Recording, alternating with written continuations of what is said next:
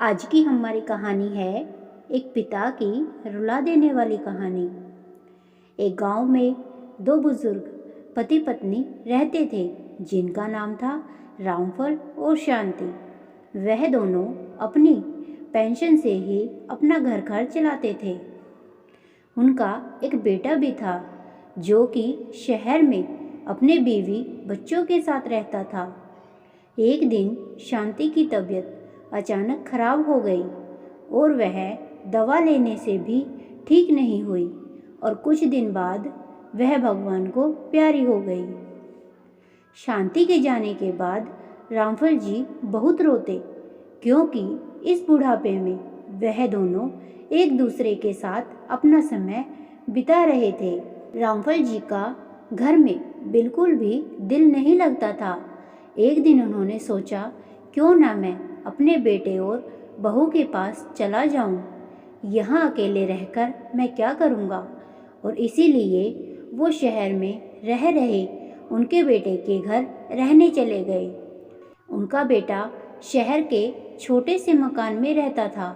मकान तो उसका छोटा था लेकिन उसके अंदर जो चीज़ें थी वह महंगी थी। उस मकान में बेटा, उसकी पत्नी और उनका एक 5 साल का बच्चा, एक छोटा सा परिवार था। रामफल जी के आने से उनके परिवार का एक सदस्य और बढ़ गया। पहले पहले तो बेटे और बहू को उनका रहन सहन पसंद नहीं आया। वह बात बात पर उन्हें टोकते रहते, पिताजी ऐसे मत करो, पिताजी यहाँ मत जाओ, ये मत छेड़ो आदि। रामफल जी बहुत ही शरीफ और साधारण इंसान थे। वे तो गांव की तरह ही रहते थे। अब पूरा परिवार रोज सुबह शाम डाइनिंग टेबल पर साथ में खाना खाते। रामफल जी बुढ़ापे और कमजोरी के चलते हमेशा खाना खाते समय थोड़ा बहुत नीचे गिरा देते और कई बार तो उनसे कांच के बर्तन भी टूट जाते थे। कुछ दिनों तक तो बहू और बेटे ने यह सब सहन किया, लेकिन बाद में वे दोनों रामफल जी की ऐसी हरकतों से चिढ़ने लगे। एक दिन रामफल जी के बेटे ने कहा कि ऐसा कब तक चलेगा, हमें कुछ करना पड़ेगा। उसकी पत्नी ने भी इस बात में सहमति जताई। अगले दिन रामफल जी का बेटा कहीं से पुरानी प्लास्टिक की मेज और कुर्सी लेकर आया और घर के एक कोने में उसे लगा दिया और अपने पिताजी से कहने लगा, पिताजी आप यहीं पर बैठकर खाना खा लीजिएगा।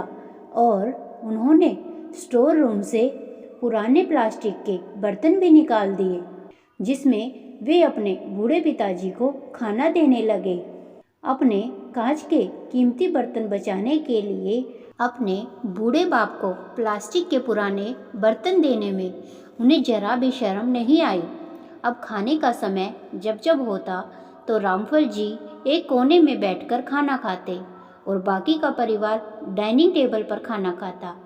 डाइनिंग टेबल पर बैठे बैठे दोनों पति पत्नी कभी कभी अपने बूढ़े बाप की तरफ भी देख लिया करते। रामफल जी की आंखों में उन्हें आंसू भी नजर आते मगर उन पर जैसे कोई असर ही नहीं होता। रामफल जी का पोता भी यह सब हमेशा देखता और वह अपने में ही कुछ सोचता रहता। एक दिन शाम को सब डाइनिंग टेबल पर बैठकर खाना खा रहे थे। तब उनका बच्चा जमीन पर बैठकर कुछ कर रहा था। उन दोनों ने बच्चे से कहा, बेटा ऊपर आओ और हमारे साथ खाना खाओ। बच्चा कुछ नहीं बोला और अपने में ही लगा रहा। उन्होंने बेटे को फिर से खाना खाने को कहा तो फिर कुछ नहीं बोला और जब उन दोनों पति पत्नी ने नीचे बैठकर देखा तो वह बच्चा प्लास्टिक के छोटे छोटे बर्तन में खाना डालकर बैठा था।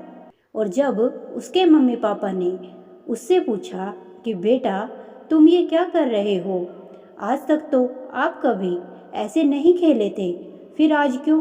तब बच्चे ने भोलेपन से कहा, अरे मम्मी पापा, मैं आप दोनों के लिए खाना बनाकर प्लास्टिक के बर्तनों में डालकर इसलिए खेलकर सीख रहा हूँ, ताकि जब आप बूढ़े हो जाओगे तो आपसे भी खाना नीचे गिरेगा और कांच के बर्तन भी टूट सकते हैं।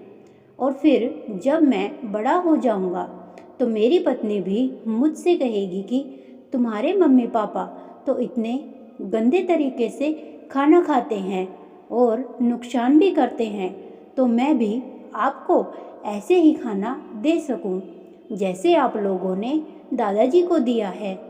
इसीलिए मैं ये सब अभी से सीख रहा हूँ। अपने नादान बेटे द्वारा कही गई यह सहज बात दोनों के दिल में तीर की तरह उतर गई। दोनों एक दूसरे का चेहरा निहारने लगे। बिना कुछ कहे ही दोनों की आंखों में पानी आ गया और उन्हें अपने भविष्य की किताब अपनी आंखों के सामने खुलती हुई नजर आई। उन्हें समझने में ज़्यादा देर नहीं लगी कि अब उन्हें आगे क्या करना है। अगले दिन कमरे से वह पुराना मेज हट गया और अब पिताजी और बाकी का परिवार साथ में मिलकर फिर से खाना खाने लगा। बुढ़ापे और कमजोरी की वजह से हो रही गलतियां भी अब किसी को नहीं चिढ़ाती थी और वह सब साथ मिलकर खाना खाते थे। हर वह पत्ता जो आज हरा है वह कल सूखेगा और डाली से नीचे भी गिरेगा। इसीलिए हमें अपने बड़े बूढ़ों का हमेशा ख्याल रखना चाहिए और हमें हमारे माता पिता और बुजुर्गों के साथ वैसा ही व्यवहार करना चाहिए जैसा हम चाहते हैं कि हमारे बूढ़े होने के बाद हमारे बच्चे हमारे साथ करें, क्योंकि जैसा हम करेंगे हमारे बच्चे भी हमारे साथ वैसा ही करेंगे। आपको यह कहानी अच्छी लगे तो प्लीज़ वीडियो को लाइक करें, शेयर करें और चैनल को सब्सक्राइब करें।